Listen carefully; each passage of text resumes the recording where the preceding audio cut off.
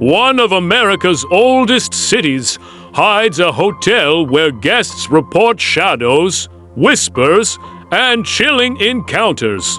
Checking into this Savannah hotel means checking into history. And sometimes, history checks back.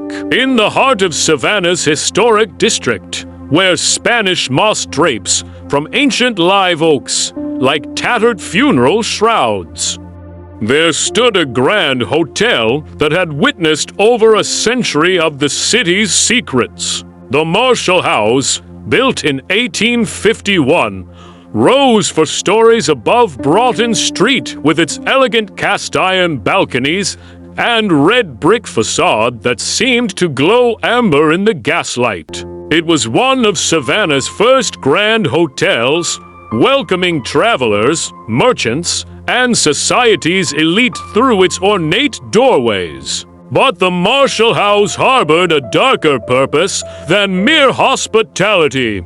During both the Civil War and the devastating yellow fever epidemics that swept through Savannah like a biblical plague, the hotel's spacious rooms were transformed into a makeshift hospital. Confederate soldiers writhed in agony on bloodied sheets, their screams echoing through the halls as surgeons sawed through shattered limbs without anesthesia. Later, victims of yellow fever arrived by the wagon load, their skin yellowed and eyes hollowed by suffering, stacked in rooms where death came as a mercy.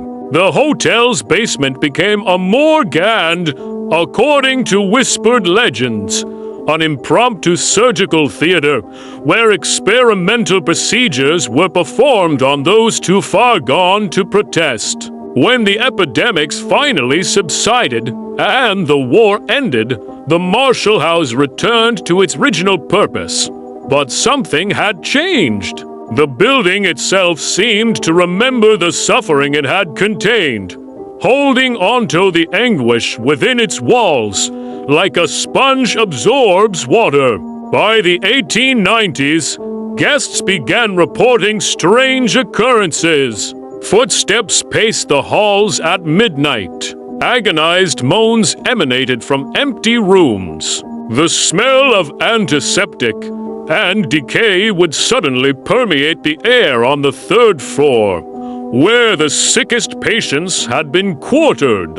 In the autumn of 1897, a young journalist named Thomas Weatherby arrived at the Marshall House to investigate rumors of supernatural activity for the Savannah Morning News. Skeptical by nature and armed with the scientific rationalism of the age, Thomas dismissed the stories as superstition and the fevered imaginings of guests influenced by too much whiskey and Southern Gothic atmosphere. The hotel manager, a gaunt man named Silas Blackwood, who had worked at the establishment for 3 decades, warned Thomas against his investigation. Some doors, once opened, Mr. Weatherby refused to close again, Blackwood said, his voice barely above a whisper. This hotel remembers everything that happened within its walls.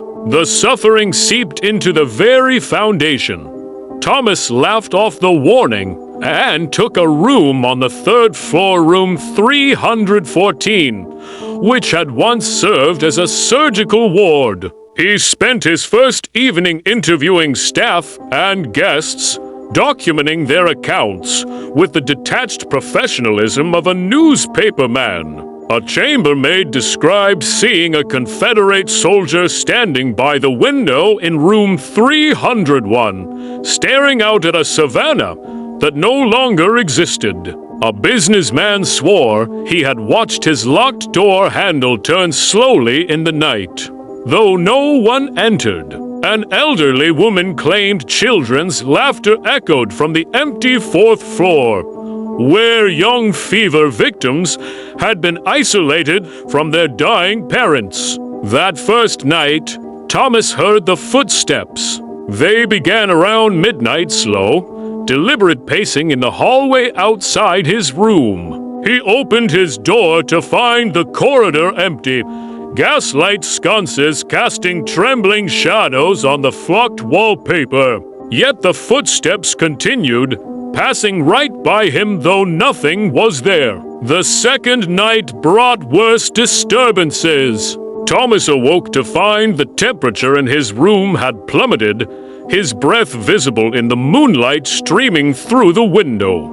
The smell of carbolic acid used as a disinfectant in the hospital wards filled his nostrils. In the corner of the room, he saw what appeared to be dark stains spreading across the floorboards, though they vanished when he lit his lamp with trembling hands. On the third night, Thomas met the ghosts face to face. Unable to sleep, he sat at the writing desk composing his article when he heard a terrible groaning from the room next door. Against his better judgment, he stepped into the hallway and found the door to room 316 standing open, though he knew it had been locked. Inside, the room had transformed. The modern furnishings were gone, replaced by rows of crude hospital beds.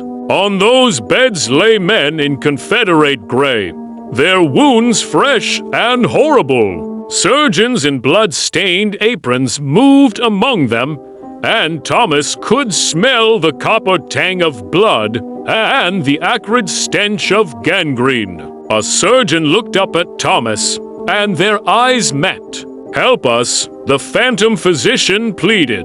"We can't save them all." Thomas stumbled backward into the hallway, his rational mind shattering like glass. The door to 316 slammed shut, and he heard screaming from within, not the shouts of men, but the high-pitched wails of children. The fourth floor, he thought wildly. The fever ward. As if compelled by some force beyond his control, Thomas climbed the stairs to the fourth floor. The stairwell grew colder with each step, and he could hear singing a children's lullaby, sad and distant. The fourth floor hallway stretched before him impossibly long, doors lining both sides like a corridor of sorrows. From beneath each door, he saw light, not the warm glow of gaslight, but a sickly yellow-green luminescence. He heard coughing, retching, and crying. A small figure appeared at the end of the hall, a girl no more than 8 years old in a nightgown, her face jaundiced and gaunt. She looked at Thomas with hollow eyes and whispered, "Have you seen my mother?" More children emerged from the rooms, dozens of them, all bearing the marks of yellow fever. They surrounded Thomas, reaching toward him with desperate hands, their voices overlapping in a chorus of confusion and fear. "Where's Papa? I'm so cold. When can we go home? Am I dying?" Thomas fell to his knees, overwhelmed by their suffering. "I'm sorry," he sobbed. "I'm so sorry." The children's voices rose to a crescendo, and Thomas felt himself slipping away, as though he might join them in their eternal limbo.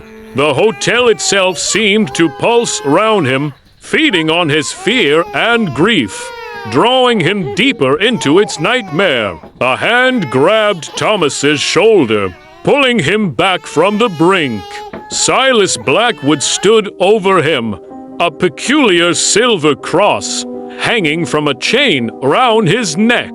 The hotel manager began speaking in a low, firm voice, words Thomas couldn't quite understand, but which seemed to push back against the oppressive atmosphere. The children faded like morning mist, their plaintive cries diminishing to whispers, then silence. The sickly light receded beneath the doors. The hallway returned to its normal dimensions, merely old and somewhat shabby rather than supernaturally menacing. "Come," Blackwood said, helping Thomas to his feet. "You've seen enough."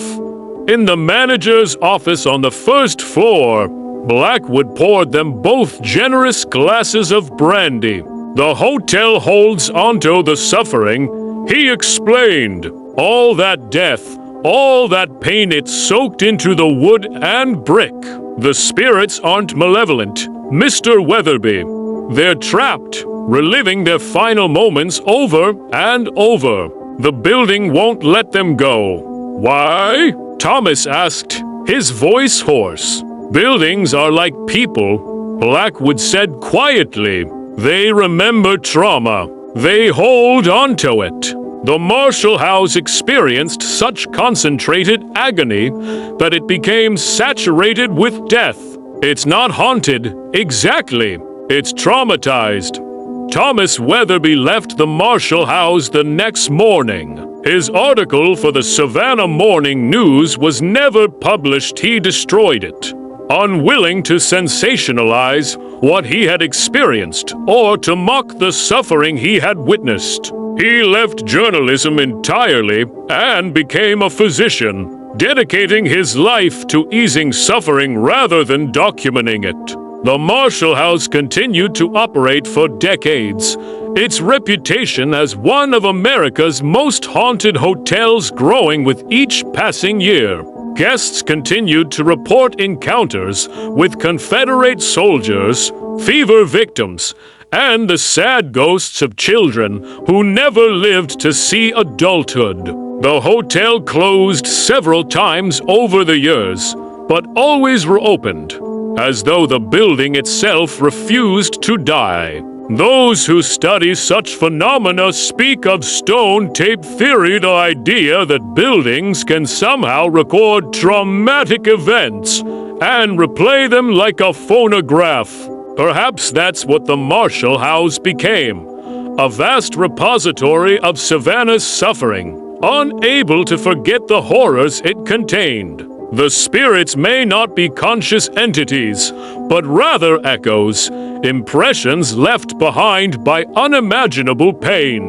To this day, the Marshall House stands on Broughton Street, beautifully restored and welcoming guests who come seeking history or perhaps something more.